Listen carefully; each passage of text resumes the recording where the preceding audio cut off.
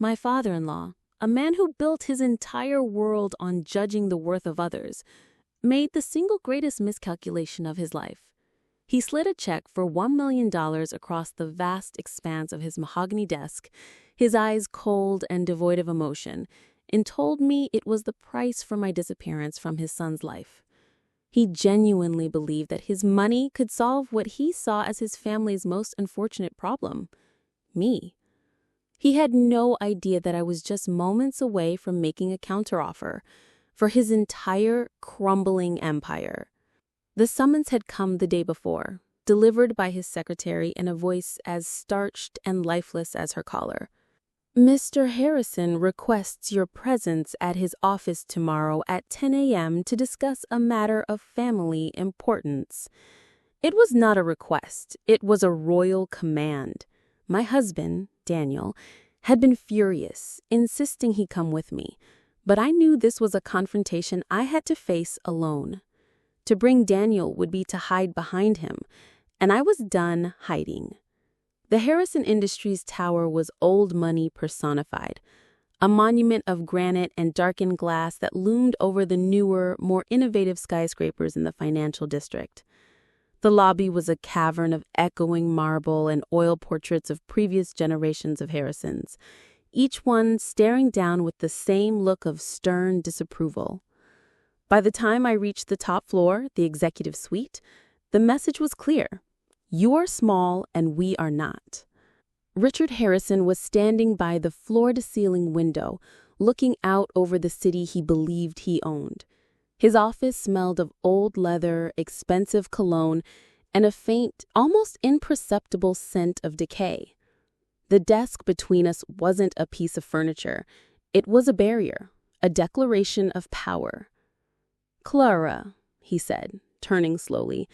His smile didn't reach his eyes. Thank you for coming. Please have a seat. I sat in the single leather chair positioned before his desk, feeling less like a guest and more like a subject at an inquisition.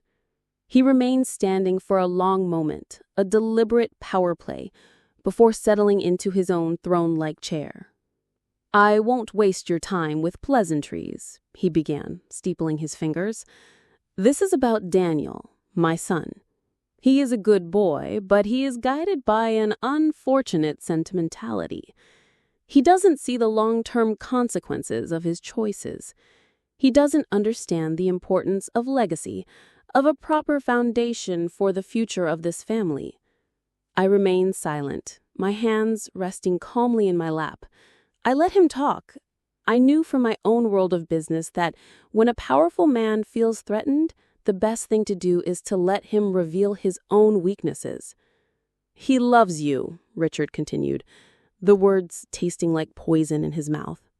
I do not doubt his affection, but love, Clara, does not secure a dynasty. Love does not navigate a hostile market or appease a board of directors. It is a luxury, and Daniel is choosing that luxury over his birthright. He leaned forward, his voice dropping. You must understand your position in this.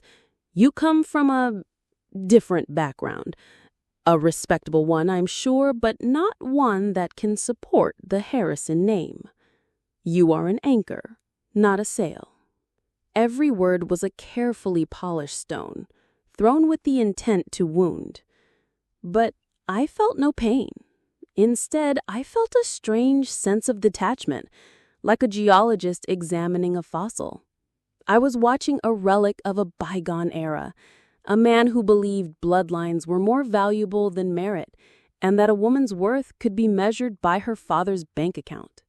He saw my silence as weakness, as submission. He took it as his cue for the final act. With a sense of theatrical gravity, he opened a big wooden drawer in his desk and produced a corporate checkbook. He uncapped a heavy, gold-nibbed fountain pen. The only sound in the room was the scratching of the pen on paper as he wrote, his movements precise and confident. He tore the check from the book with a sharp, decisive rip. He pushed it across the polished surface. It stopped a few inches from my hands. $1 million. he said, his voice flat. "It is a generous sum, more than enough for someone in your position to start over somewhere else. A new life, a clean break. You will sign a non-disclosure agreement, of course. You will disappear from Daniel's life quietly and completely. Consider this a severance package from the family." I looked down at the check, the crisp paper, the elegant, arrogant signature. $1 million. To him, it was a king's ransom, an offer so overwhelming he couldn't conceive of its refusal. To me, it was a rounding error. He was trying to put out a forest fire with a water pistol. And as I looked up from the check and met his smug, expectant gaze, I knew with absolute certainty that his entire world was about to burn to the ground. I let my gaze linger on the check, a crisp rectangle of blue paper lying on the dark, polished wood. $1 million. It was meant to be a final, crushing display of his power, a sum so vast he believed it would instantly vaporize my love, my marriage, my very existence within his family. The silence in the room was heavy, expectant. He was waiting for the tears, the shock, the grateful, trembling acceptance. What he could not possibly comprehend was the storm of thoughts moving behind my calm expression. Not a storm of pain, but of cold, hard calculation, of memories and facts aligning themselves like soldiers on a battlefield. My first thought was of Daniel. Not Daniel, the heir to the Harrison name, but Daniel, the man who, on our third date, had gotten soaked in a sudden downpour because he's given me his only umbrella. The man who, when I was sick with the flu for a week, had read to me from my favorite dog-eared books of poetry because he knew it was the only thing that calmed me. I remembered the first time he took me to meet his parents. Richard had spent the entire dinner pointedly asking about my family's holdings and summer residences, his disdain barely veiled. I had felt myself shrinking under the weight of his judgment, but Daniel had simply taken my hand, looked his father in the eye and said, "Dad, Clara's value isn't on a balance sheet. You'd do well to remember that." He had chosen me, Clara, not my pedigree. This check wasn't just an insult to me. It was a fundamental betrayal of his own son's love. Then my mind drifted further back, to a different kind of life, to a cramped dorm room that smelled of stale coffee and ambition, to the flickering screen of a laptop covered in complex lines of code. It was there, with my best friend and now business partner, Ben, that Orion Analytics was born. Ben was the charismatic one, the pitchman, who could sell ice in a blizzard. I was the architect, the quiet mind who built the engine. The revolutionary predictive algorithm that formed the bedrock of our firm wasn't something we stumbled upon, it was something I designed, painstakingly over thousands of sleepless hours. I remembered the early days, the crippling self-doubt, the diet of instant noodles, the thrill of our first angel investor who believed in us when no one else would. I remembered the day our algorithm correctly predicted a major market downturn, saving our small group of initial clients a fortune and putting our firm on the map. We had made a pact back then. Ben would be the face, the name on the door. I would remain the silent majority partner. It was my choice. I had seen what sudden wealth did to people, how it twisted their relationships and warped their sense of self. I wanted to build a life based on something real, to be certain that the people who came into my life were there for me, not for what I had. Meeting the Harrisons had been the ultimate test of that principle, and Richard, in this single, arrogant gesture, was providing the final, conclusive results. My firm didn't just invest. Our primary strength was analysis. We saw the cracks and foundations long before anyone else. And Harrison Industries, for all its granite and marble grandeur, was a foundation built on sand. As Richard sat there, radiating an aura of untouchable wealth, my mind was scrolling through the Orion Analytics report from 2 months prior. I saw the quarterly losses he had hidden through clever accounting. I saw the over-leveraged acquisitions, the failure to adapt to new technologies, the massive, unserviceable debt held by 3 different banks.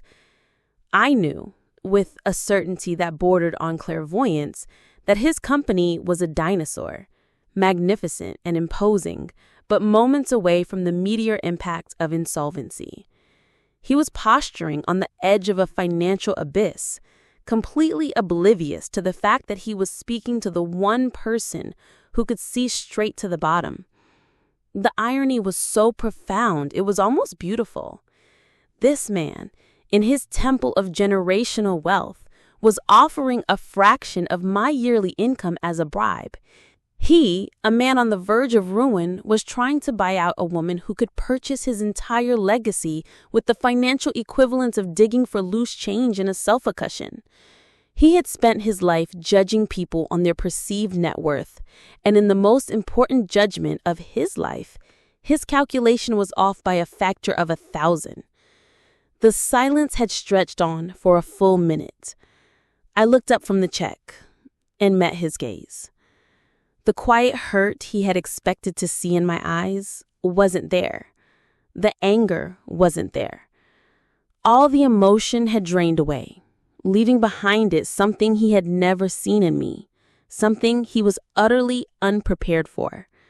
Pure, dispassionate resolve. The game he had started was over. It was time to start mine. I finally broke the silence, my voice even and devoid of the emotion he so clearly expected. This is a very generous offer, Mr. Harrison.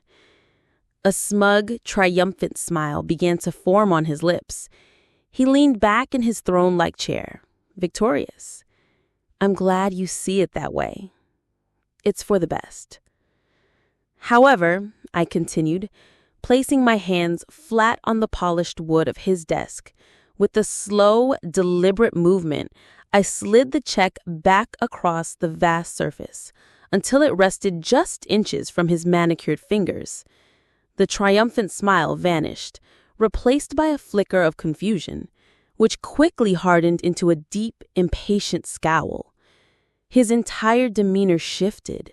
The mask of the calm, powerful patriarch fell away, revealing the angry, controlling man beneath.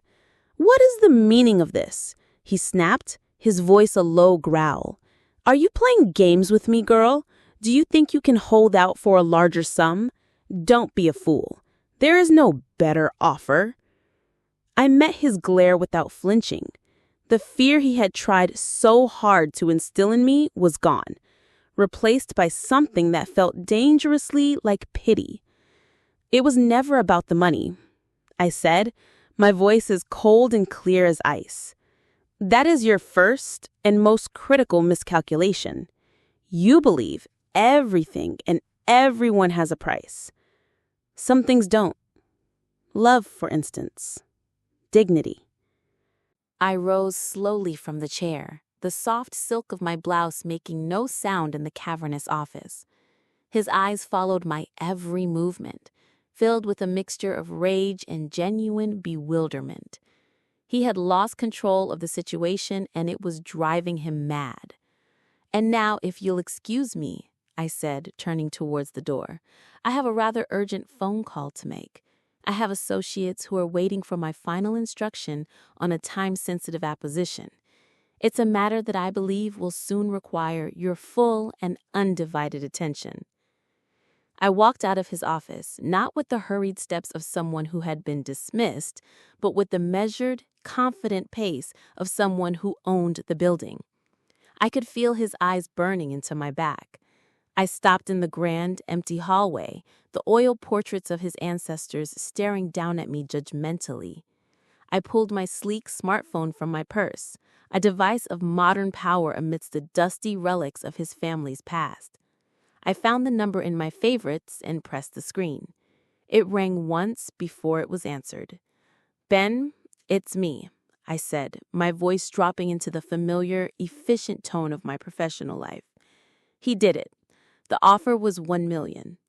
I paused, listening to my partner's indignant response on the other end. No, I'm fine, I reassured him, a faint, humorless smile touching my lips for the first time that day. I'm more than fine. I have complete clarity. I took a deep breath, looking back at the heavy, closed doors of Richard's office. Behind them, a tyrant sat, believing he was still king of his castle. "Ben," I said, and my voice was now pure steel, "we're green. Execute the Harrison plan, full acquisition of the outstanding debt from all three primary lenders. I want us to be the sole creditor. I want controlling interest by the end of the business day." I could hear the furious typing of his keyboard on the other end. "And one more thing. Have Mr. Jacobs meet me here, at this office, in 30 minutes, sharp. It's time to present our counteroffer." I ended the call. The silence of the hallway settled around me once more. But it was different now. It was no longer his silence, his power, his territory. It was mine. It was the silence of a boardroom after a successful vote. It was the quiet of a chessboard after the final, checkmating move had been made. I was no longer the daughter-in-law on trial. I was the CEO, and I was about to close the most satisfying deal of my career. I remained in the hallway, a silent sentinel outside the sealed tomb of Richard Harrison's pride. The thick, plush carpet absorbed all sound, creating an atmosphere of pressurized silence. I could feel the weight of the oil-painted eyes of the Harrison ancestors on me, their stern, patriarchal gazes judging me from across the decades. For the first time, I didn't feel small under their scrutiny. I felt like their successor. The heavy oak doors were suddenly thrown open with a force that made them shudder in their frame. Richard stood there, his face a mask of crimson fury. His carefully constructed composure had completely disintegrated, replaced by the raw, unfiltered rage of a king whose authority had been defied. "You insolent girl! Do you have any idea what you've just done? You've thrown away the single greatest opportunity of your life. I will personally see to it that you are left with nothing. I will have you painted as the manipulative gold digger you are. I will have Daniel disinherited, cut off from every penny.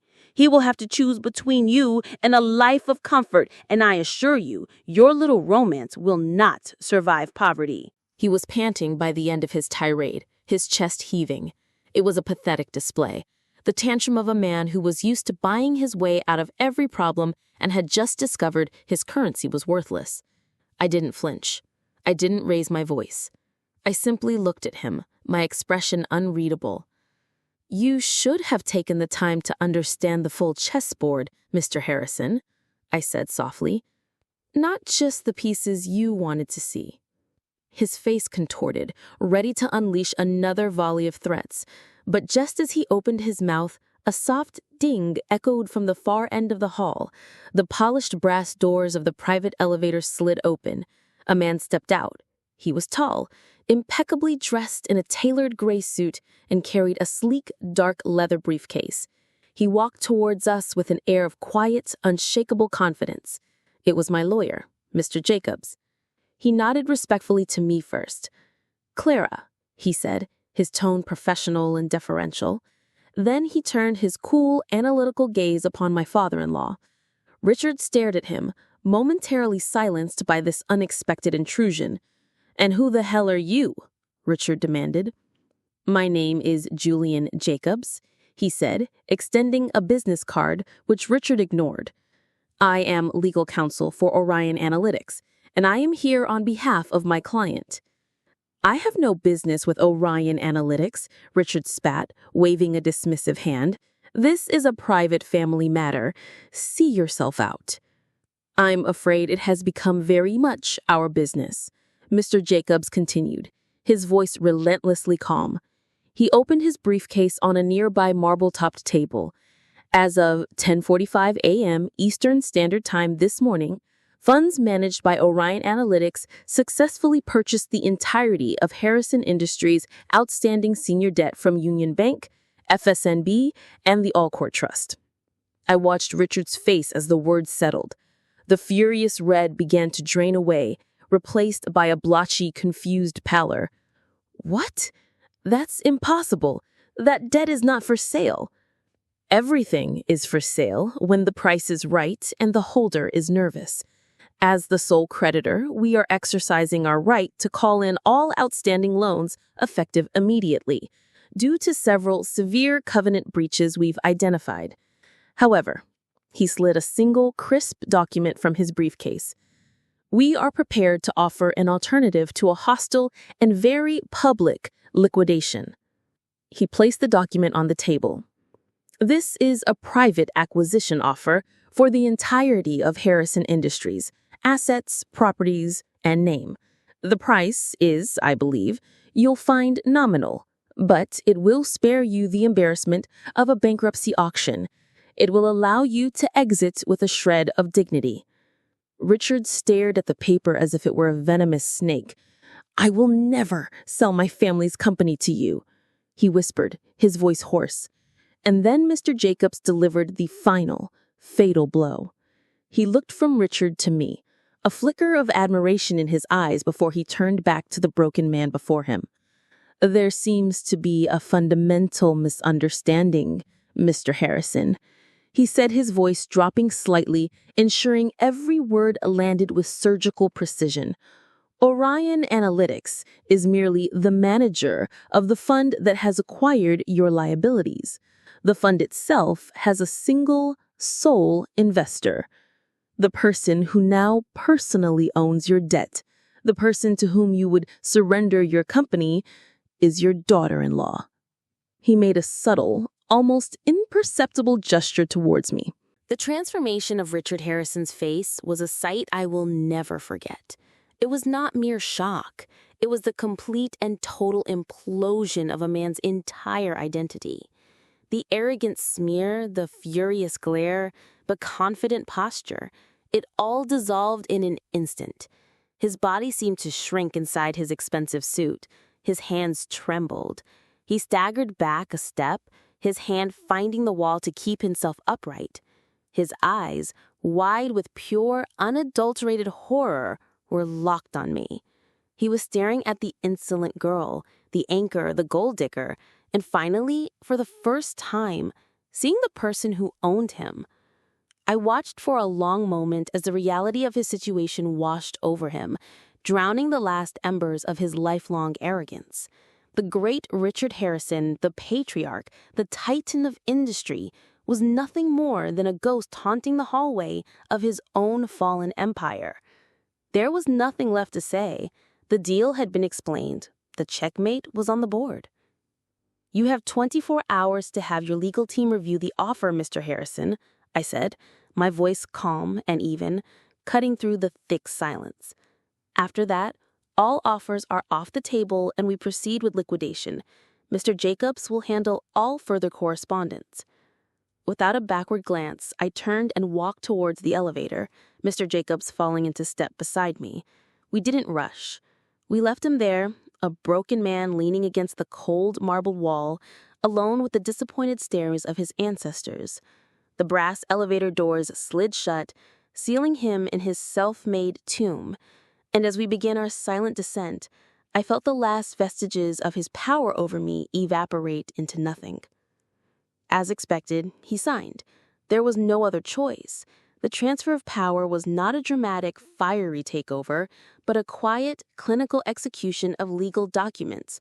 His signature, once the proud, arrogant flourish that had graced the $1 million check, was now a shaky, defeated scrawl on a contract of surrender. But I had not bought his company to destroy it. Vengeance was the catalyst, not the goal. The day after the deal was closed, my team from Orion Analytics, the true architects of my success, descended upon Harrison Industries. We worked relentlessly not to strip its assets, but to save them. We restructured the crippling debt, injected capital into the departments that had been starved for resources, and promoted the innovative middle managers Richard had always dismissed. We began the slow, arduous process of transforming a dying dinosaur into a sleek, modern, and profitable enterprise. We were building, not demolishing. That night, I sat down with Daniel in the quiet of our living room and told him everything. I laid out the whole story, from my secret life as the silent partner of Orion Analytics to his father's insulting offer, And finally, to the counteroffer that had made me the new owner of his family's legacy.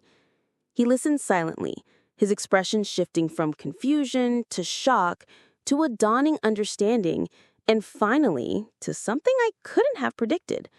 He was quiet for a long time after I finished, just looking at me as if seeing me for the first time. I held my breath, a sliver of fear piercing my composure. This was the final, most important test. Then, a slow smile spread across his face, and he let out a short, incredulous laugh. He was quiet for a long time after I finished, just looking at me as if seeing me for the first time. I held my breath, a sliver of fear piercing my composure. This was the final, most important test. Then, a slow smile spread across his face, and he let out a short, incredulous laugh. So, let me get this straight. Your father tried to buy you off for $1 million, and in response, you bought his entire company? He reached across the space between us and took my hands in his. I think I just fell in love with you all over again. In that moment, all the tension, all the years of hiding finally melted away. He wasn't upset. He was proud. He was relieved. We were free. Our life is different now, lighter. We are a team in a way we never could have been under the shadow of his father. Harrison Industries, under new leadership, is thriving. As for Richard, he accepted a quiet retirement. He has his wealth, but he lost his name, his power, and the respect of his own son, which I now know was the only thing Daniel ever truly wanted from him. Sometimes I think about that day in his office. Richard Harrison made the classic, fatal mistake of a man who has never had to build anything himself. He thought power was a birthright, a name on a building, a number in a bank account. He thought my worth could be quantified on a check. He failed to understand that real power, lasting power, is built in silence. It's forged in late nights and hard work, in knowledge and competence. He tried to put a price on my dignity, only to discover that his entire empire was just a number on a page, and it was a number I could afford. An absolutely unforgettable lesson in underestimation. What did you think of Clara's ultimate counteroffer? Let us know your thoughts in the comments section below. If you love stories where the underdog comes out on top, make sure you hit that like button and subscribe for more daily videos of karma and sweet, sweet revenge. Don't forget to click the notification bell so you're the first to see our next story. Thanks for watching.